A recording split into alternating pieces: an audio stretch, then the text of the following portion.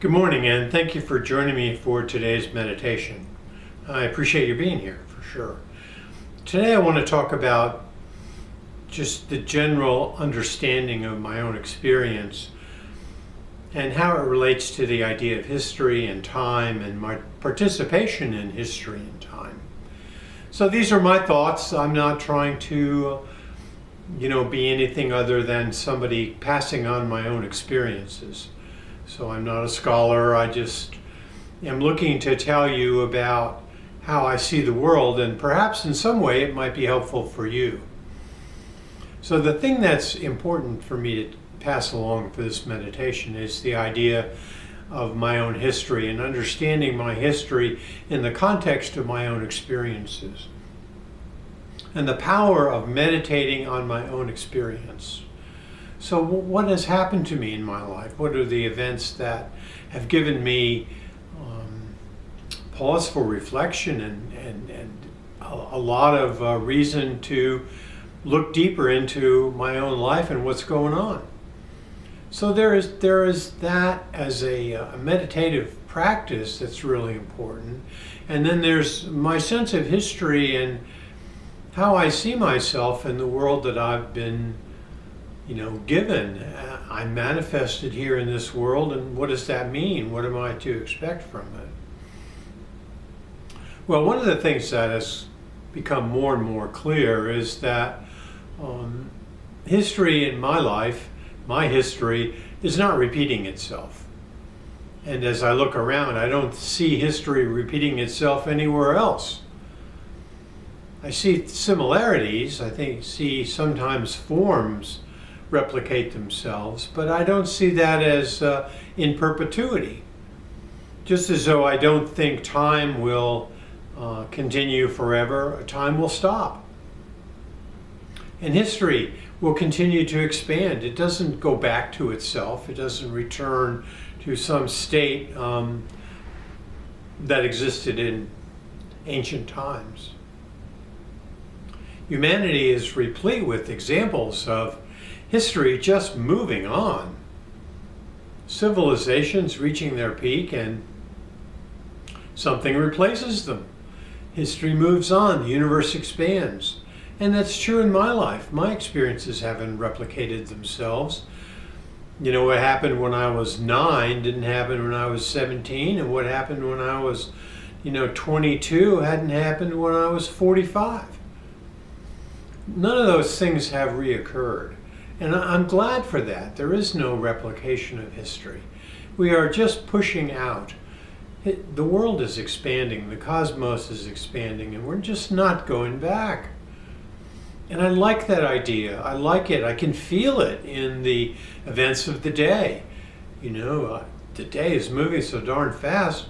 I almost, I can't put together one meditation before it's time for another. And I like that. I like that sense of unfolding and expectation and of action, that the universe is filled with action. And to me, that's super exciting. I really like that. And in that action of my life and the experience of the universe that I'm having, I find there is an enormous value in my own participation in that expansion of the universe. And that's what I want to pass on to you. I want to pass on to you my success in understanding my experience is so valuable and so precious and so beautiful, even though they may be experiences of sorrow and loss.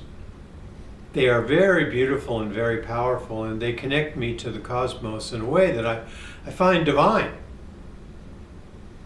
And so the opposite of that is me taking the energy and life force of the cosmos and turning it into a project for my own gratification. In other words, making my own personal glory more important than my participation in the cosmos.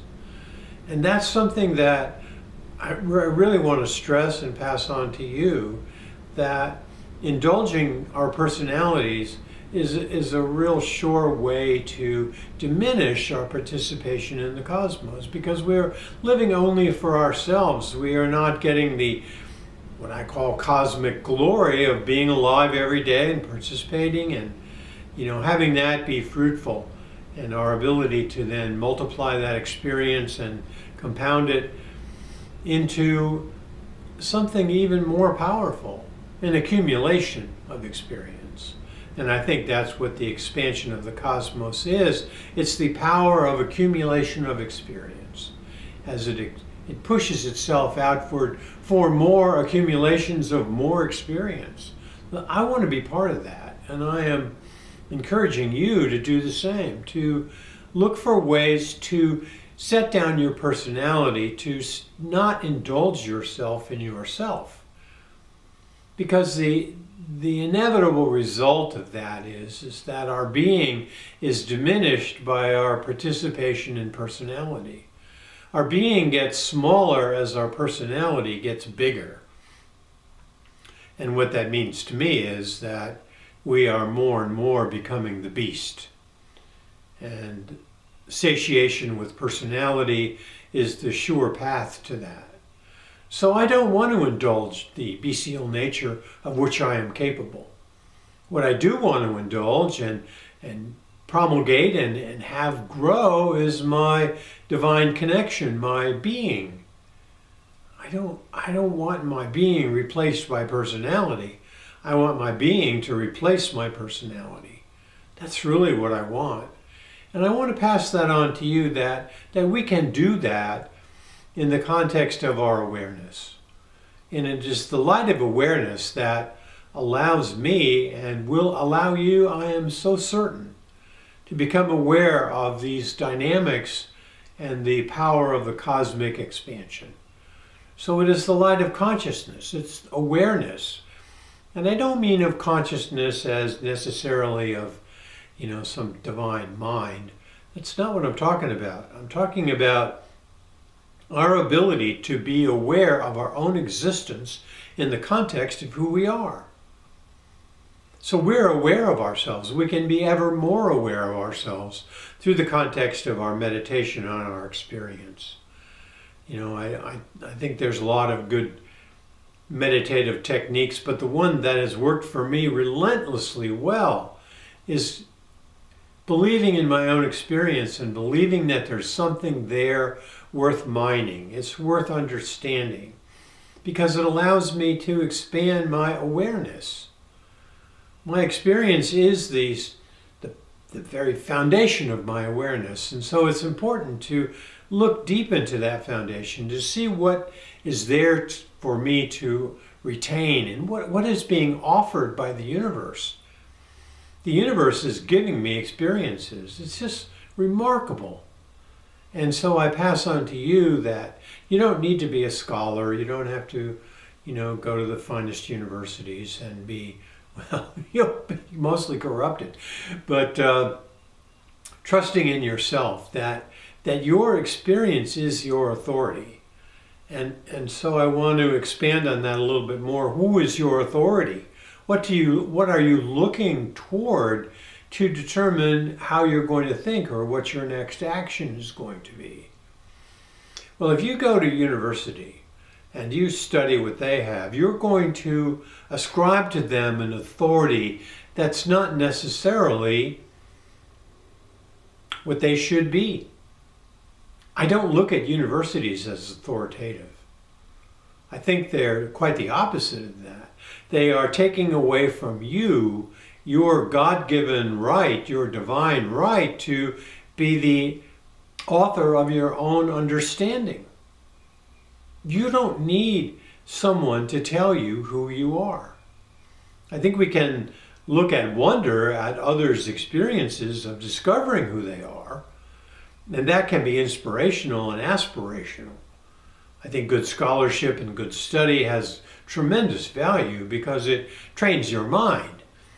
That's one of the things that is the hallmark of an educated person, is their mind is trained. They're trained to understand their own experience at great depth. And as a result, they write poems. I write poems. I love my poetry. It's unique and it's personal. And it describes and helps me understand the nature of my own experience. So I can use it as an opportunity to have larger experiences, to experience more, to increase my awareness, and in that awareness, increase my understanding of the expansion of the cosmos. The cosmos is going, man, it is moving. It's not stopping. It's not going back. The beings of the cosmos, who are the emanations of the cosmos, like me, I'm an emanation, are beautiful. They are incredibly beautiful. And I like the idea that I can participate in that beauty and that magnificence. And I encourage you to do the same thing. So thank you for your attention. I really appreciate it. Amen.